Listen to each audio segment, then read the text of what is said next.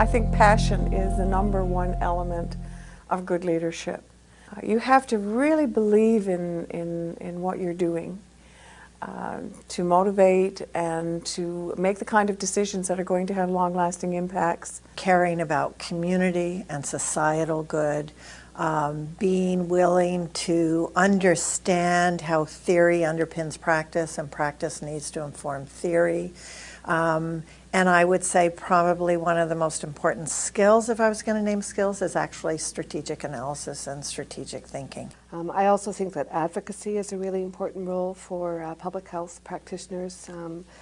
Knowing how to work at different levels of the system, knowing how to influence and support policy change is important.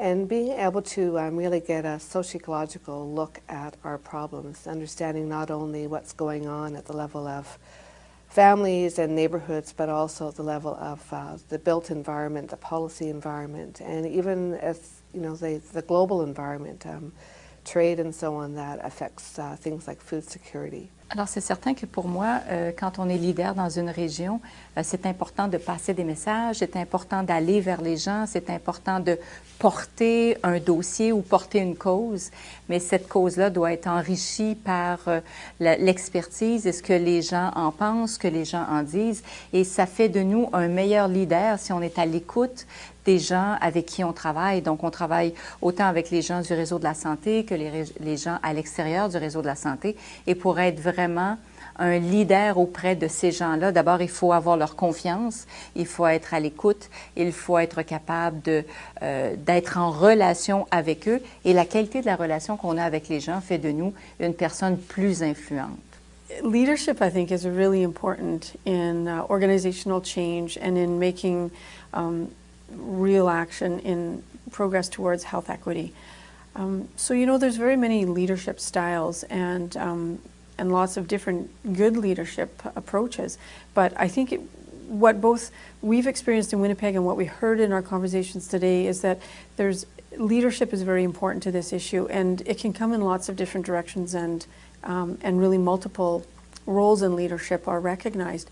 So we heard today talking about having leadership at say a CEO level or at the top of any organization that sets a tone and invites people to be involved in equity. And having a CEO, as we do in Winnipeg, who is very engaged and supportive of making inroads in health equity is very important.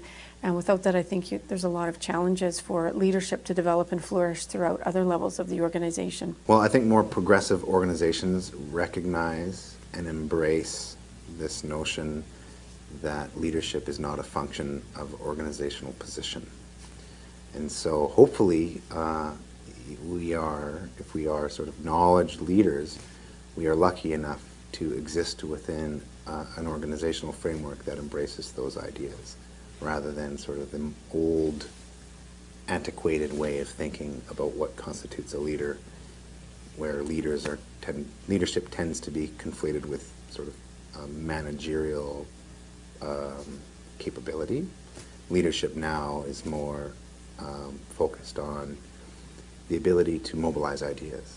And mobilizing ideas does not necessarily mean convincing everybody in your office about the worth of your idea. It's about putting ideas into practice. Leadership is really throughout systems, health systems, and other systems, and so really almost everybody brings some element of leadership to their role in participating in health equity. Well, we're talking about major change, and major change that absolutely has to involve the entire staff. So something of that magnitude simply won't happen without leadership right from the very top. So that's essential. It's not a small undertaking, and what you're in fact doing is challenging very often people's ideas of what they do for a living, and that's something that requires constant leadership. It requires change management. It requires an understanding of people's motivations, and that will not happen without committed leadership right throughout the organization.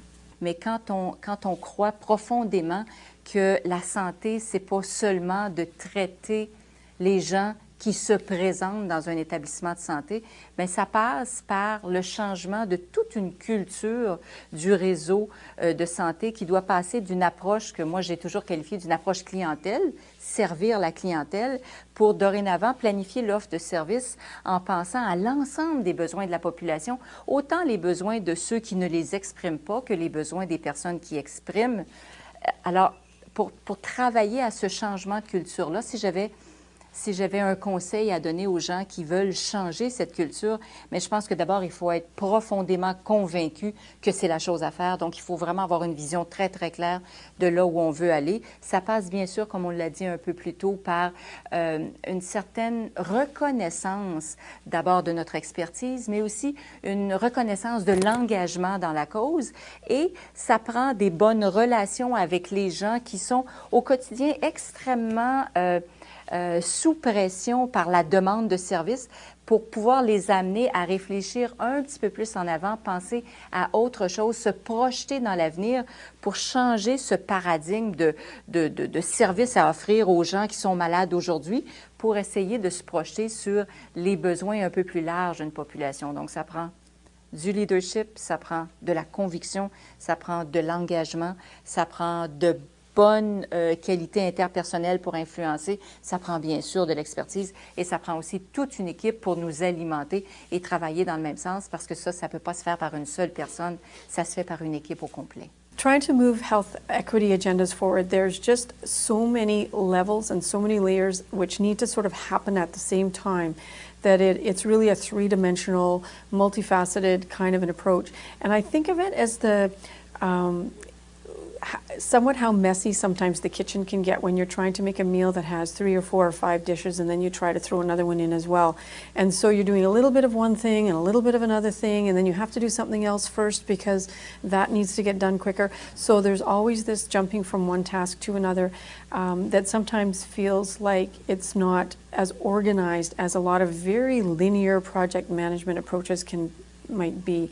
But I think that as long as there's still a purpose and a focus to it. In the end of the day, we do need to be working in multifaceted areas. So I think that approach and that feeling that there's many arenas going on at the same time, and at the end of the day, as long as things are moving together in some way to a common direction, I think that level of multifaceted work needs to happen for us to actually address something as complex as health equity is. I think particularly in public health, leadership is critical. And all of the public health leaders that I know across Canada have one overwhelming characteristic, and that's the ability to work in teams, because public health is all about teamwork. And I think one of my favorite analogies to that is that the smartest person in the room is the room.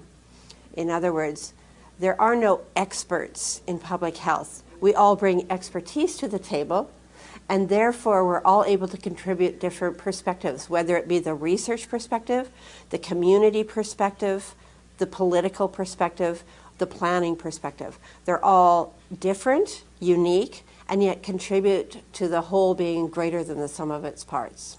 I think one aspect of leadership that's important, especially when working in partnership or throughout different organizations, one very important first step is to listen and to recognize when agendas might be similar and there might be a benefit, a mutual benefit to achieving ends when we're working together. So some examples of that might be when we're working with partners such as in Winnipeg, the Winnipeg Poverty Reduction Council.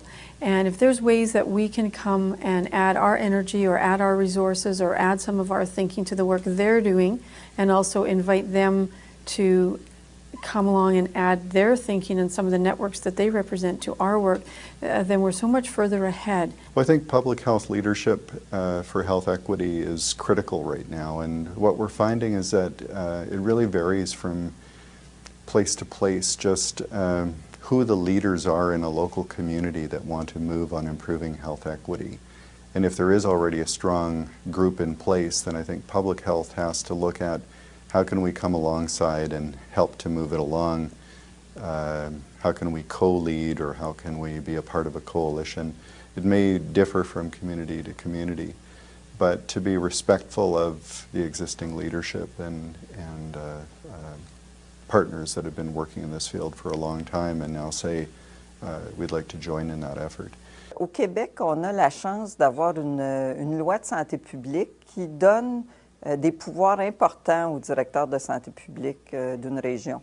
Ce pouvoir-là, c'est d'informer la population sur ses risques à la santé. Et ce pouvoir-là n'est pas soumis aux aléas des contrôles de cabinets politiques. C'est inscrit dans la loi et le directeur doit signaler les risques à la santé. Ça lui donne une position d'autorité pour parler et ça l'autorise à prendre le leadership des changements pour améliorer l'état de santé de la population.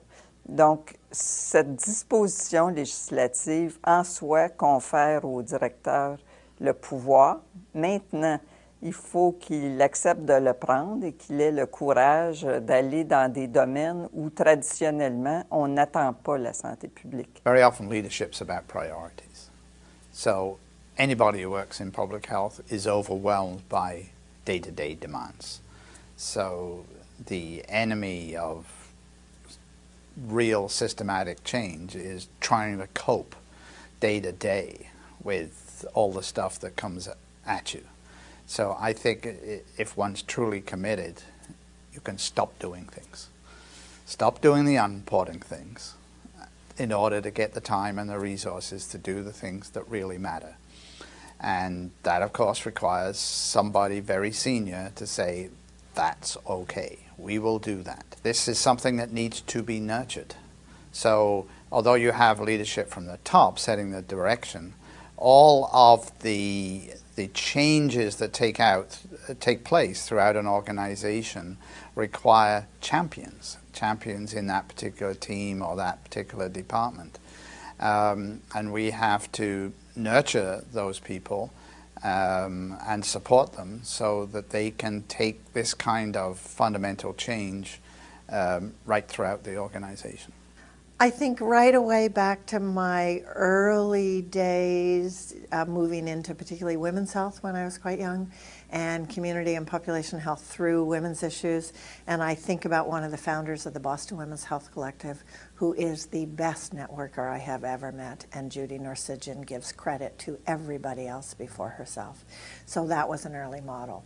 My mother, it wasn't until my mother died that I realized how instrumental she had been in bringing some new political strategies to work around contraception and abortion in her state, because she'd always been too modest to talk about that.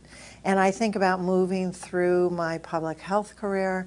I've always had both individuals that I report to who I learn from, but astoundingly rich peers. And so if I go back to Toronto Public Health at a period of time when Jack Layton was chair of the Board of Health, for instance, you know, I would learn both from those politicians, but I was lucky enough to have colleagues who today are considered leaders, and learned at every point in the way because we did so much sharing back and forth and bolstering of each other's ideas. I wouldn't know anything that I know today except for everybody around me.